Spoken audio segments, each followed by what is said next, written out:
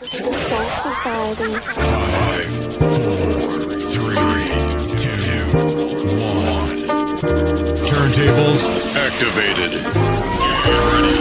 The most versatile hip-hop radio station in the world. You can talk about us, but you can't talk without us. Phenomenal radio.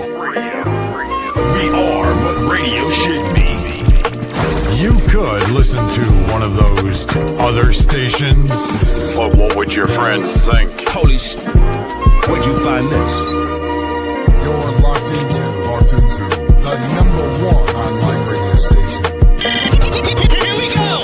It's not that your radio sounds strange. You just found a station that plays what you like. Phenomenal radio. Radio just got a lot more fun. Thanks for listening.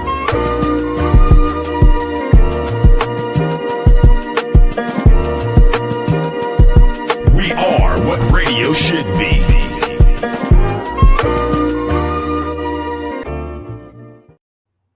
Phenomenal Radio, PhenomRadio.io, the most versatile hip-hop station in the world, where we've taken the power of the industry and placed it in the hands of the independent. I am your brother, one of your hosts at Slatestone Music, in here with my brothers and a special guest. Thank you for tapping in with Audio Forensics. I'm going to pass it over to DJ Despair, and then he's going to introduce himself, and we'll keep it moving. Despair. Yo, this is DJ Despair, CEO of Street Killers Entertainment, featured DJ on Phenom Radio, Nerd DJs, Rough Riders, Woo DJs, the list goes on. Appreciate everybody being here, coming out of Canada from Toronto and Winnipeg. So salute. Okay, everybody, I'm Timo James. I'm co-owner of KPTX Digital Broadcasters Phenomenal Radio with my brother, Dr. Stone.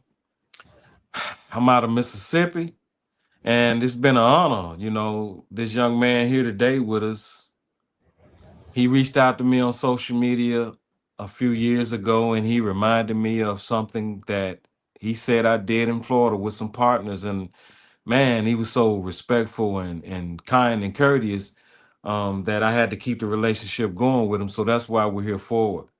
He's very passionate when it comes to our people, our community, and the music business and the entertainment behind it and the business behind it. And he's earned his right. He's paid his dues. Today, he's CEO of the Hits on Fire DJs, which is a pretty popular set of DJs in the Georgia, Florida, Alabama regions, Southeastern. And he's also a distributor of one of our original major independent distributors, AWOL, man. He's definitely advanced careers of a lot of artists who have popular names, B-list artists that we'll be able to get into as he gets on and we start to talk. I don't really care to tell his story. That's why he's here, so he can tell his story. And to our viewers and our listeners signing in with us, they'll get a broader perspective because I know they see him on social media and some of them be confused. You just don't get people like us who are passionate that have had the experience of what has come before us, like the golden era going forward. Some of us have been corrupted, some of us have been contaminated, and some of us have just plain up given up. We pour our soul into this because we are artists ourselves and true perspectives, however, we really truly enjoy helping other people have success in their careers. So without further ado, please show a warm welcome for the one and only Greg Blake. All right, man. It's all right, man. Definitely good to be here, with everybody. I really appreciate the being able to network with you all today. And definitely, I've been doing this for a very long time. I actually, with AWOL, when you were speaking about them in the introduction, I actually had started with those guys, back in about 2009 when it was owned by Cobalt, and then Sony had took it over. And then when Sony took it over, everything changed, and I actually ended up ending my relationship with them shortly after the acquisition of Sony due to the false allegations of artificial streaming.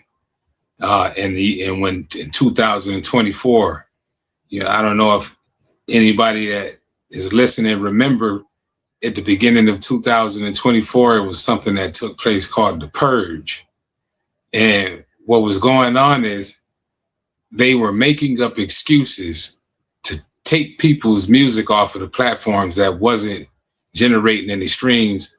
And the excuse they was using was artificial streams. So they took my whole AWOL dashboard. AWOL said that Spotify complained and said artificial streams. So they took my whole dashboard account that I had, and they got rid of me after about 12 years of being with the company and never having an issue, never having one complaint. So I wouldn't give any kind of recommendation to anybody in the independent community to do any business with AWOL. That's Yes, 100 sir. Yes, right sir. there, because you certainly been representing. Could you guys hear me? Keeping that name Yes, relevant. sir. Can you hear us? Can you hear us? Yeah, I can hear you now. Okay. Yes, sir. Yes, sir. That's I briefly heard of that, but it's crazy how we were talking earlier about how they try to monetize the culture, and they do little things like that to take our veterans or our skill set people, like you said yourself, with 10, 12 years, over a decade doing A1 business and bringing them that traffic, and then them just try to push you out, or make false claims or allegations, to try to disrupt your advancement. But in the end, they weren't able to do that. You know what I mean? You just pivoted, and you doing what you do today, still making it happen. So that's a great thing. Definitely. And it definitely was. We definitely pivoted, and we talk more about that, as the interview goes on. Yes, sir. Yes, sir. Well, my first question is, what began your path or your journey in music? How did you evolve briefly into CEO Greg? Well, I started, I was just I talked to one of my good friends, Chris, this morning, because I work with TK Kravitz, and we were just talking about our families and, how deeply rooted our families are in the entertainment business. And, my cousin, one of my cousins, his name is Chubby Checker. I don't know if any of you have heard of Chubby Checker that sang the song Do the Twist. But Chubby Checker is actually my cousin. My uncle used to play the keyboard for Little Richard. Little Richard, the creator of rock and roll. And one time my uncle introduced me to Little Richard, and I, have, multiple phone conversations with him. And, one animated fella, and also I have a cousin that had a baby from Tupac's mother's sister in the party, Assata Shakur. I know some of you probably ever heard of Assata Shakur, who just died last year, but her daughter is my cousin. That's my second cousin.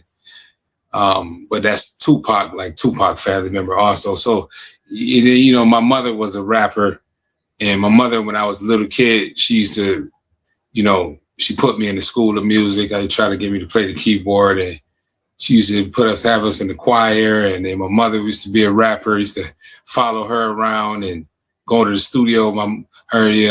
So I guess you could say I was groomed by my mother to be in the music business as a kid.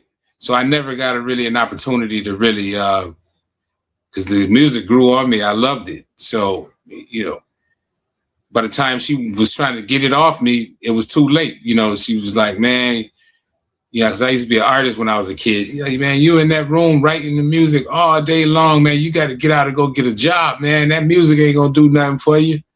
And I said to myself, oh, yeah, this music going to do something for me. And guess what? Music actually did something for me. years and years later down the line. And, free my mom, my mother, Joyce Powell. She's locked up in prison right now.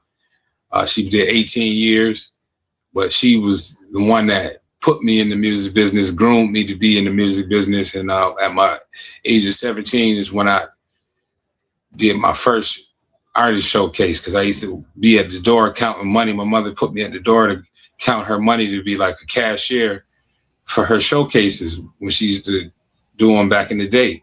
And that was my first entrance, I say, in the music business. Because when anybody asks me when I start doing this, I tell them professionally, I started doing it when I was 17, because I started doing my own showcases after watching her do them. And I used to collect money at the door. So I started off as a showcase promoter, at the age of 17 years old.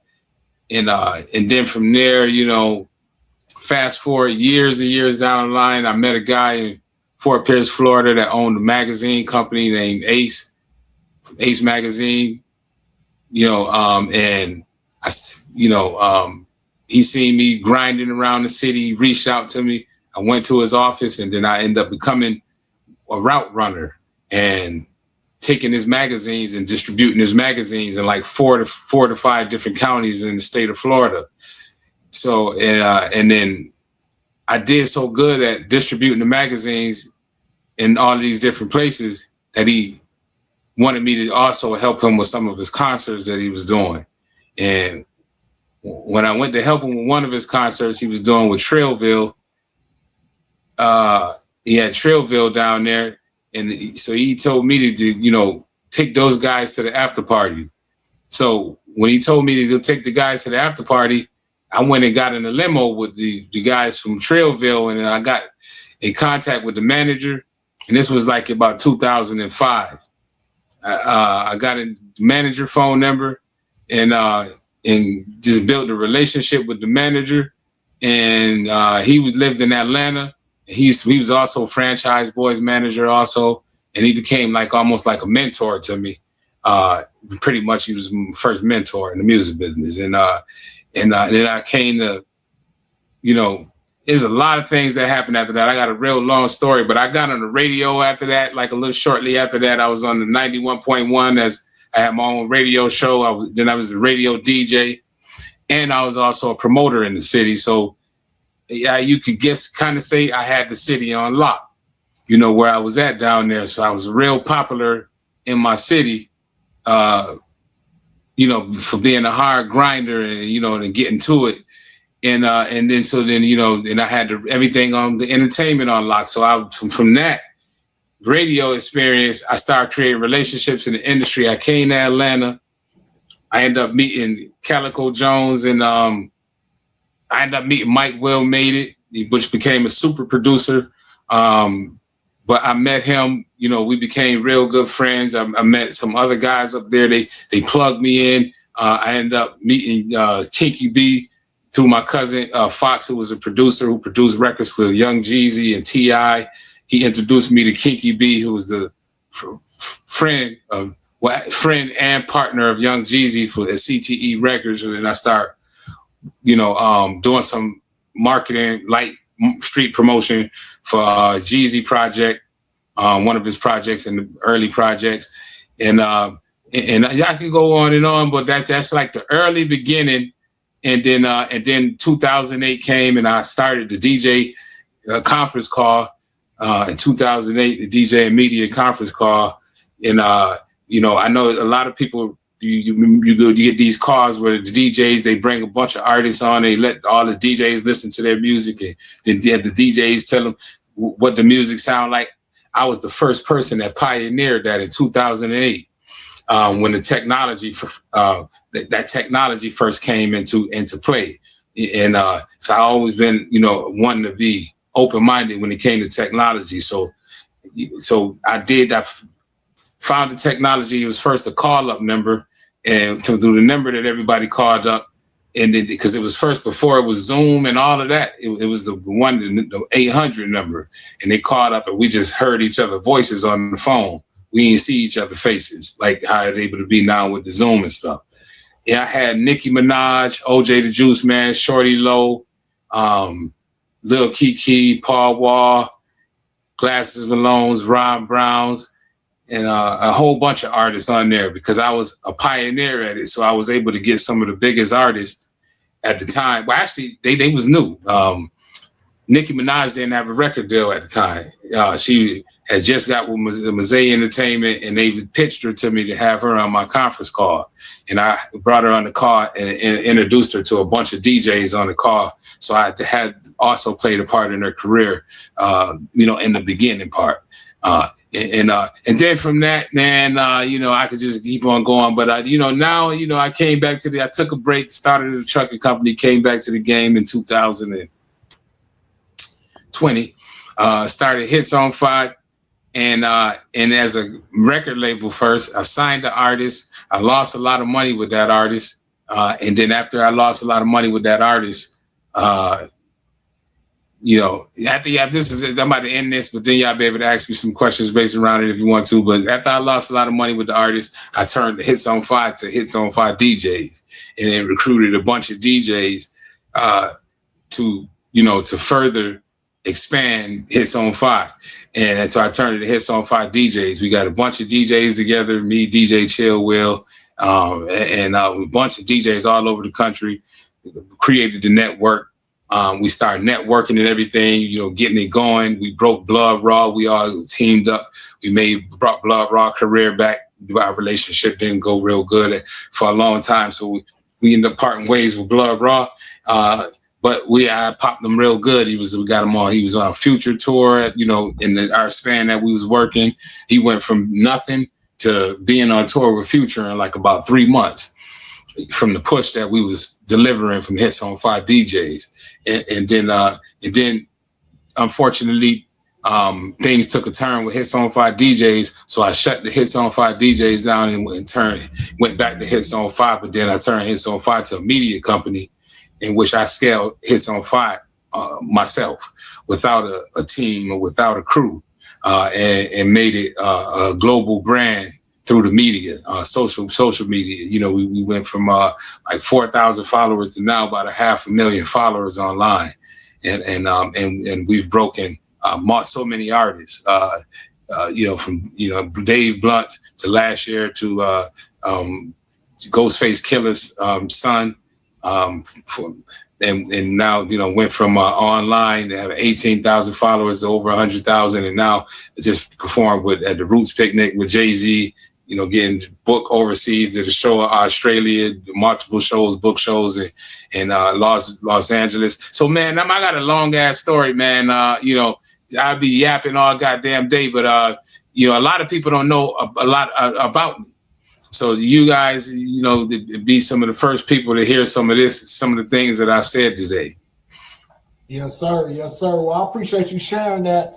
That's interesting, and you educated me on just with that little bit of your history and your path. You know what I mean, and how you pivoted in networking and growing the media, radio, DJing, entrepreneurship, all of that. So that's interesting.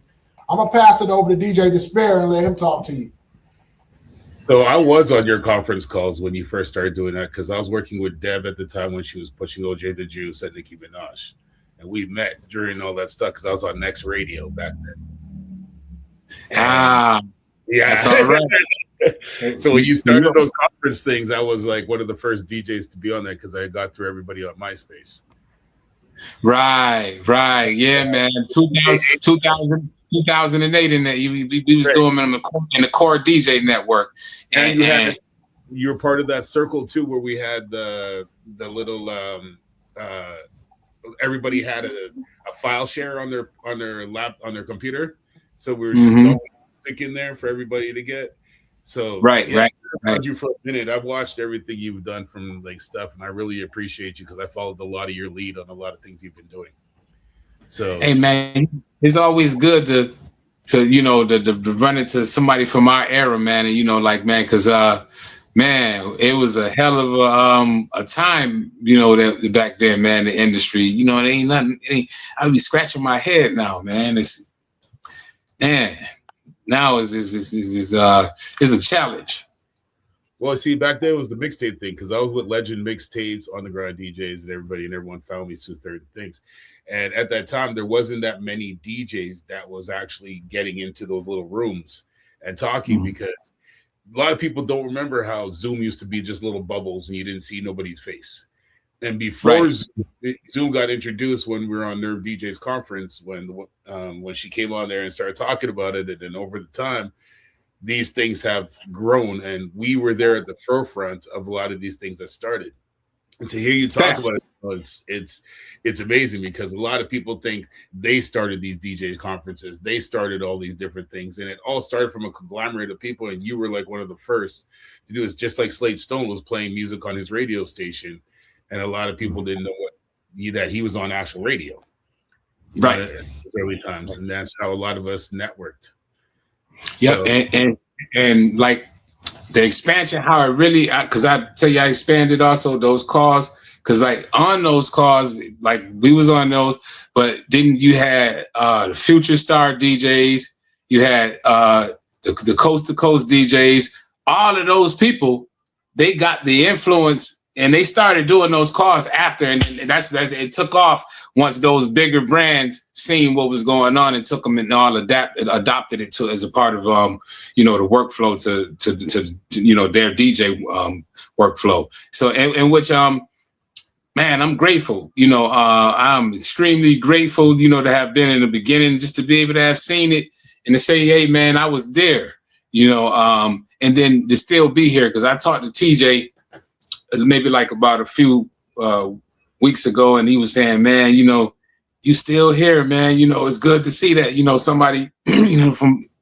from our era that that's still around and doing in the space, and then how it happened. This has happened like this is because I always been an internet kind of guy. I always been the type of person I want to know this internet, and I used to stay up all night, when it first came with the CD and everything. And man, I really just absorbed the internet so much, the majority of my life, to where I was never just was going to get left behind if it had anything to do with the internet. I was one of the first people going viral with the blogs when them blogs first came out. Nah Right, Two Dope Boys, and the blogs when the blogs first was running the game, because that's our era when them blogs first.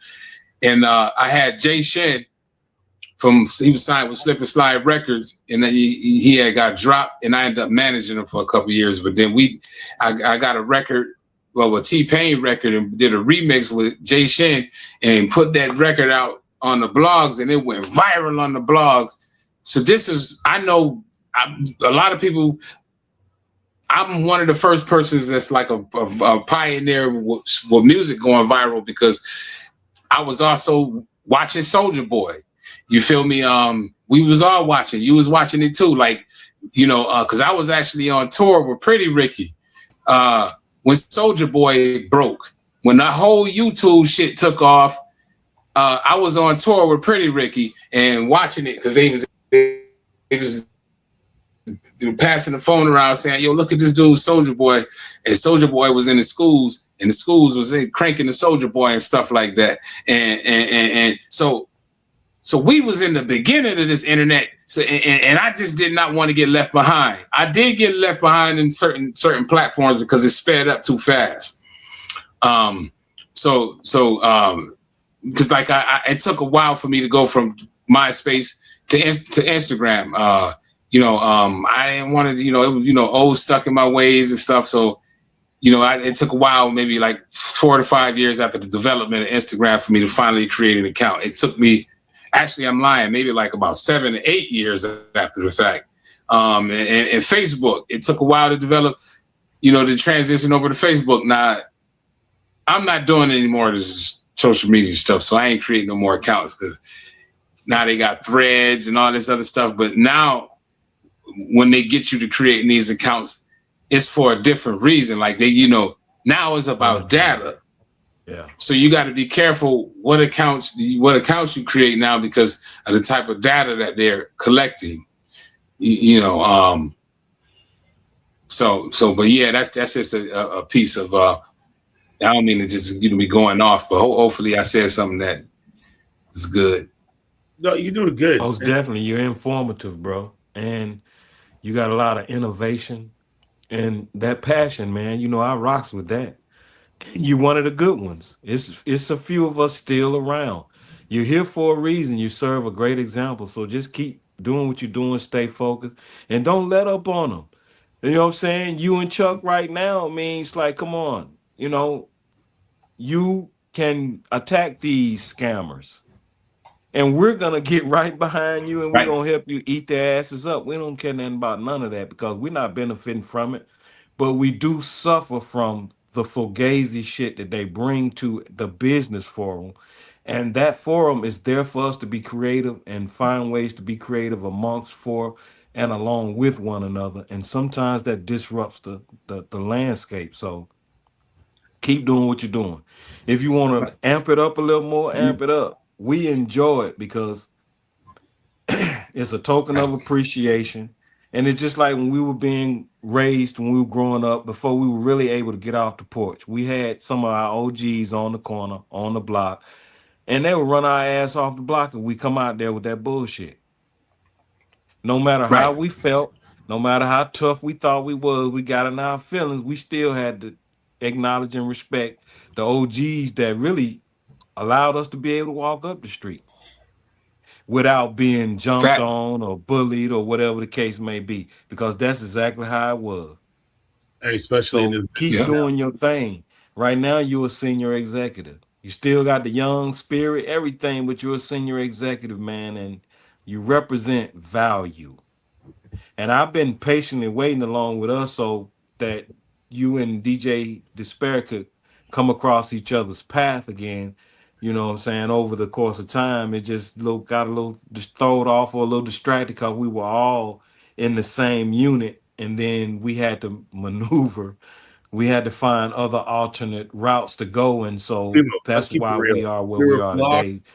The universe allowed us to get in a space together, and we just sort the people out that we know need to get their kudos, need to get their flowers now, especially while we have a platform that's been acknowledged and recognized. Here, we're not gonna go an extended period of time without reaching our hand out and saying, hey bro, hey sis, we see you, we thank you, we love you for what you do, we appreciate you, and here's an extension to what we have. So hopefully in the near future, we can collectively come together and do something together and make and break some bread together.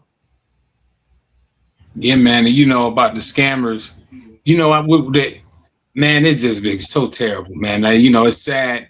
I hate this when I see OGs also not saying nothing, because I feel like a lot of the OGs, the gatekeepers, who, because their gate is no longer being used, they feel like, hey, you know, forget everybody. You know what I'm saying? You know, and it's that selfishness that have and I'm gonna tell you where it all started at.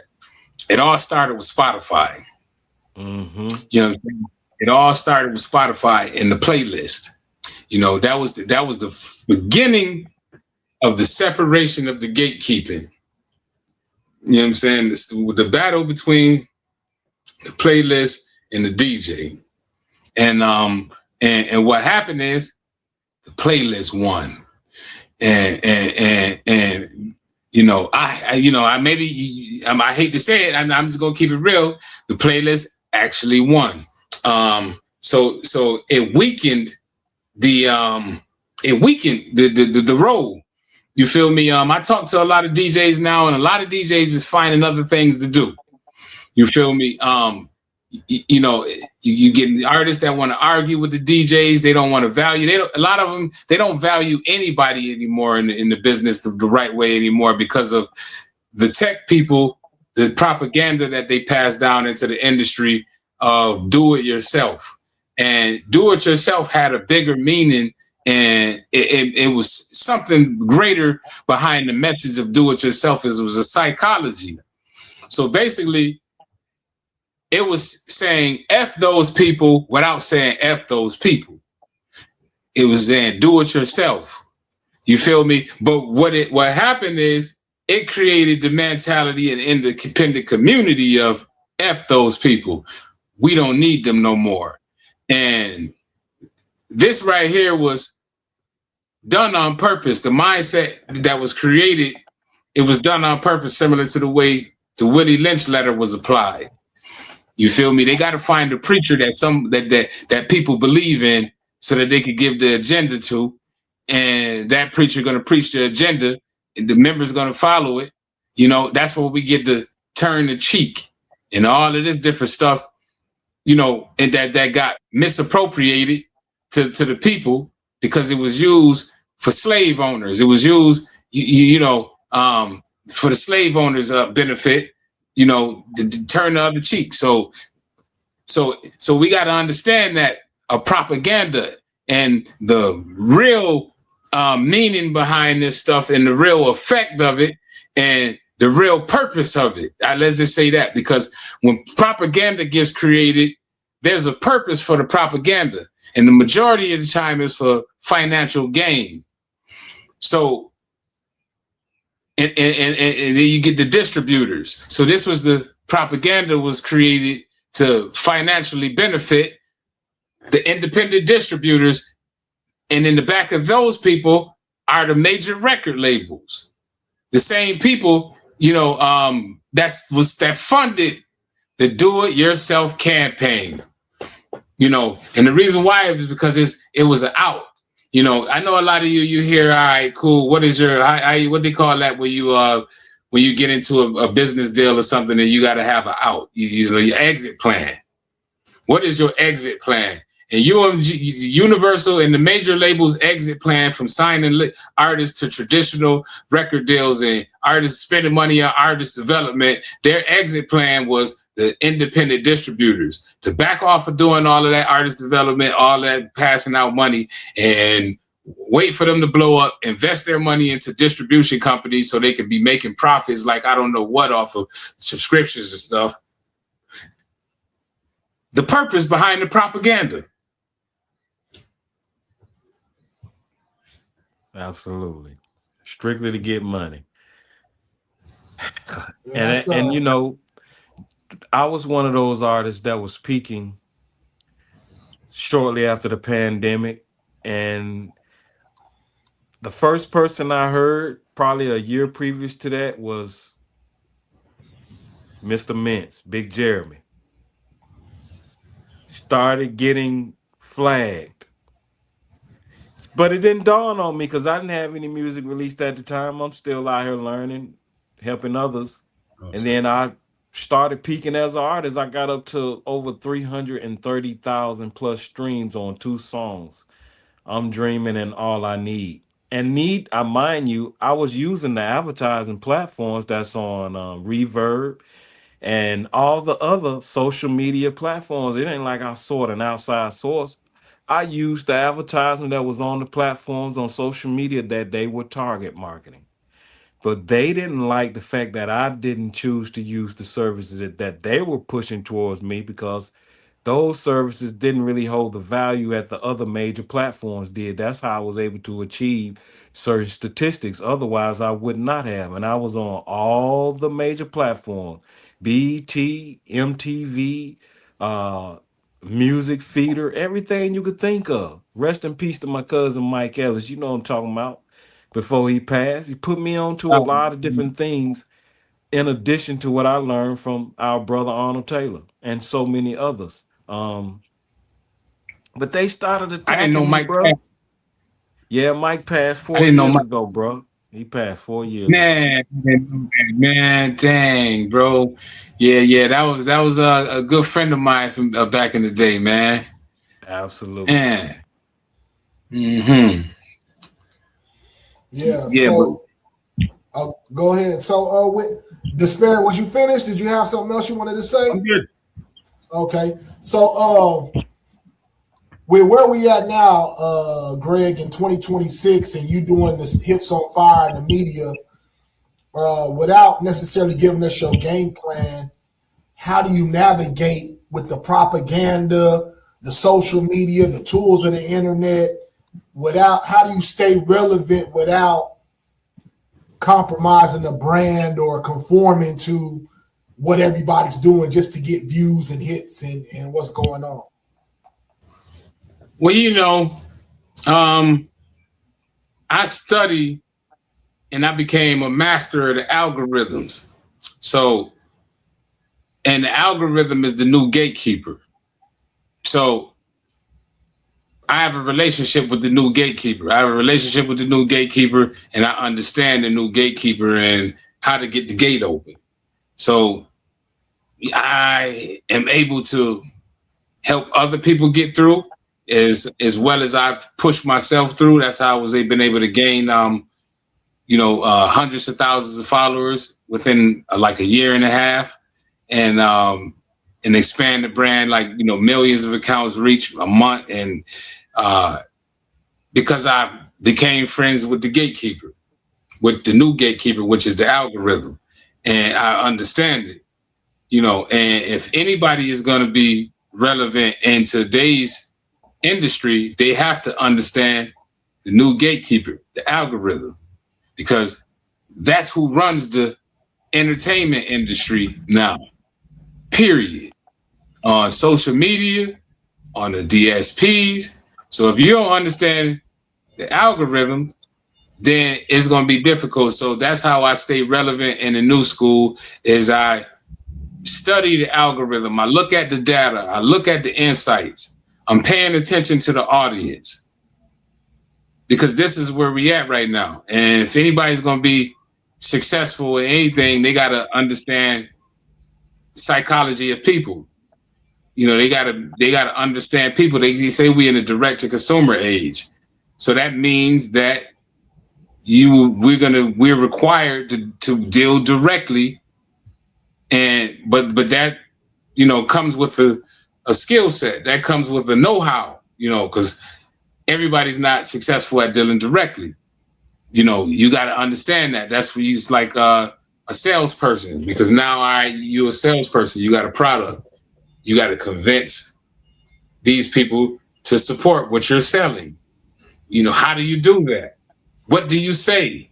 How do you act? Who do you talk to?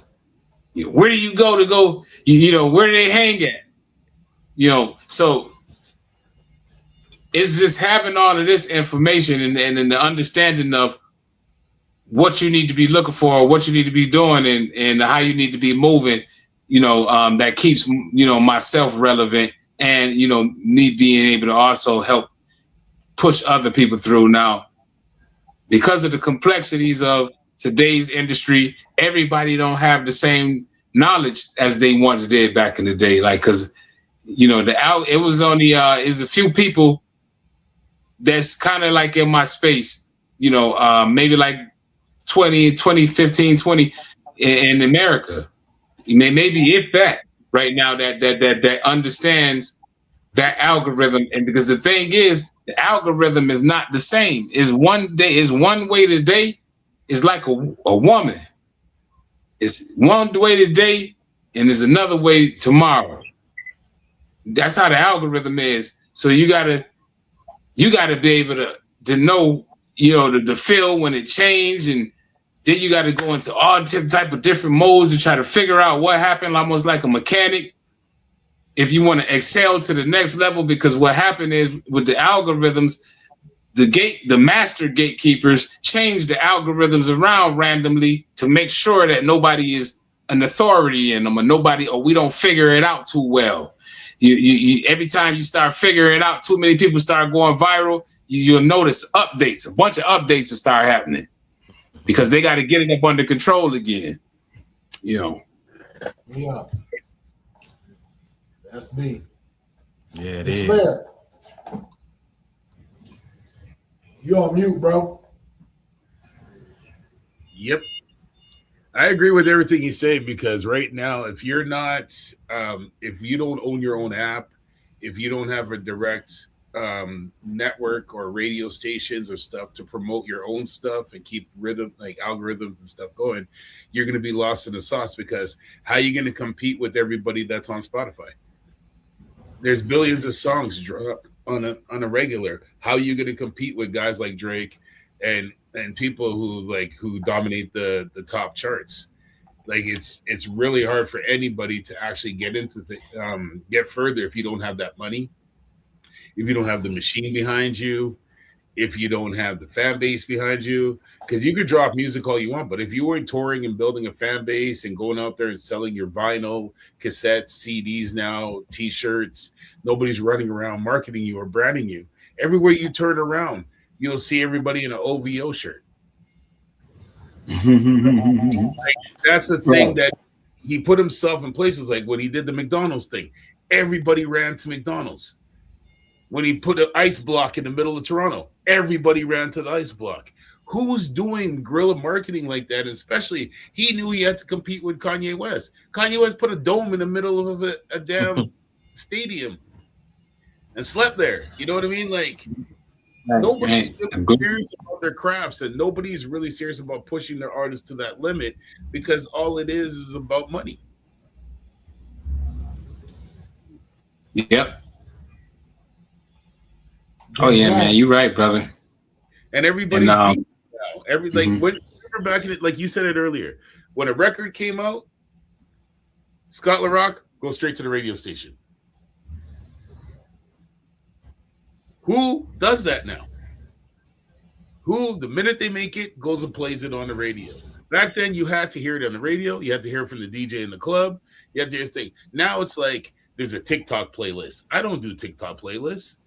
I don't even know half the artists on TikTok. You know what I mean? And then you got you got all these different things now that are like anybody can make a song. It could be a hit for a certain minute now. Now influencers are making songs and getting ghostwriters because it's cool to have a ghostwriter now. Yeah, influencers are actually, especially those streamers, man. Like, you get people now, they trying to pass this propaganda that they're more popular than artists now and blah, blah, blah, blah, blah. But no, but it's just a thing right now. It's just a trend, the streamers and different things like that. And it's extremely profitable. So it's just all about this staying ahead of the game and, not being afraid to, hey, man, just go with what's going on. Because, I learned a long time ago that we can't stop the wave, man. Like once these billionaires get to, put this stuff in motion, we just got to figure out a way how to surf, get our surfboard and surf the wave. You know what I mean? So right now the wave is technology, is, understanding, AI and utilizing as much of it as possible, not just music, but we got AI, everything almost now. Like, even with DJ, I got an app one time and it has AI capabilities, but is, like Serato, like almost like Serato and different things, but it's a different type of board set up with his AI and like you can create a whole mixtape in there. You just put the playlist in there and then you press the button and man, they do that damn effects, everything, man. I'm talking about it finds like the records to put them in to place the records one behind another, man, and it sounds dope as hell, man. So there's even some cheat codes for DJs. You feel me? In AI and utilizing artificial intelligence, man, just to help increase your workflow, man. You might be at the concert or somewhere, and you might want to take a break, but keep your stuff going in your playlist. You press a button and you put it on autopilot, and our AI it DJs for you while you run to the bathroom, and keep you on beat with all of the keep your stuff going. You know what I'm saying? So but that's just saying it for the DJ, but then it's so many different ways to utilize this stuff to put yourself on another level. So anybody watching, don't feel inferior of technology. If you do, you will be left behind. People are going to be smarter than you soon. You're going to be wondering how people know things that you don't know and why they think a lot more advanced than you think is because they use artificial intelligence and you don't. I use artificial intelligence a lot. And there's a new way to educate yourself. It's called Notebook LLM. And it's artificial intelligence also that you can go in and whatever you want to learn, you can, it would, create infographics, cards, audio clips, video teachings of anything you want to learn, and it's going to pull up all the. It's going to go get source clips. Some of the stuff might be from universities, doctors, all types of stuff, and put it all into education to simplify it for you, so that you can learn whatever it is you want to learn. We living in a new era, so don't get left behind. You don't have to.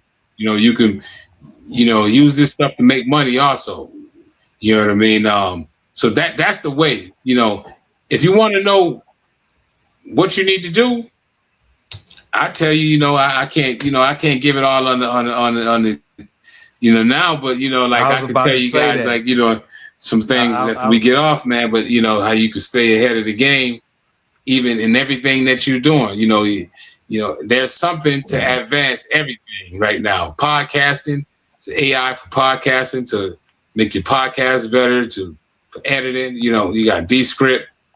You can upload one video. You press a button and tell it, hey man, look, man, take out all of the cuss words, and you just and all of the cuss words is gone, is edited out. You can level the vocals. It's called Descript. It's another AI. So it's so much artificial intelligence to take whatever it is you guys and everybody that's watching doing to the next level, where you don't have to be left behind. And I beg you, don't be left behind, man. Take advantage of this stuff. I tell you what, you've been totally informative that, we can't give them all the gems on one episode. So it's going to have to be audio forensics with G&B part 2, where we can continue various series with you, and we come back and we collectively hand out gems to those who's paying attention, man. Simply as that. So before we get out of here, where would you like to lead the listeners and the followers so they can interact? And for those that might have a few questions that, they want to get hand in hand with you, drop your information for them. Well, you can just follow me on Instagram at CEO GREG _. And that's my Instagram page. And I have a website also, CEOGREG.shop, SHOP. You can also take a look at my website. If you got any questions or anything, I would prefer that you go to my website, look at my social media page, take a look at what I'm doing before you ask me, what do I do? Because I like people that do research. Thank you guys for bringing me on. It was a pleasure. Anytime I can come on, DJ Sphere, it was great to connect with you again after so many years. You're one of the old OGs in the game also. And I definitely look forward to connecting and try to do some things, man, and get some networks going up there in Canada too, man. Because I got a ring. Ton of Canadian artists for you to put in your hands right now. So if you're ready, I got and I got a dance hall artist that I need to get going up there. And I know Canada real heavy with the dance hall. Yes, that's what we do. That's who we are. That's what we do. Build these bridges. Build these relationships. Build these blocks so we can circle the wagon and come back and apply ourselves together, bro. It's funny that you said definitely. That. I took a step. I'm about to say, shout out to Dick James too, man. Dick James, CEO Dick James. He's been extremely committed, dedicated, and on a nonstop mission. He remind me so much of me, man. He do not stop. Yo, hey man, you don't play, man. You're OG, man. Yeah. So stay motivated, brother, man. Stay, putting in the good works and being the CEO and also, your artistry also and Slate, definitely, man. The same, man. to continue to grow, and continue to, putting out this great energy into the, to the community. You feel me? Expanding and creating an impact, man, because we need more brothers like you, man. Hello, Yes, sir. Thank you, brother. Real talk. All right, we're gonna be in touch with you, man.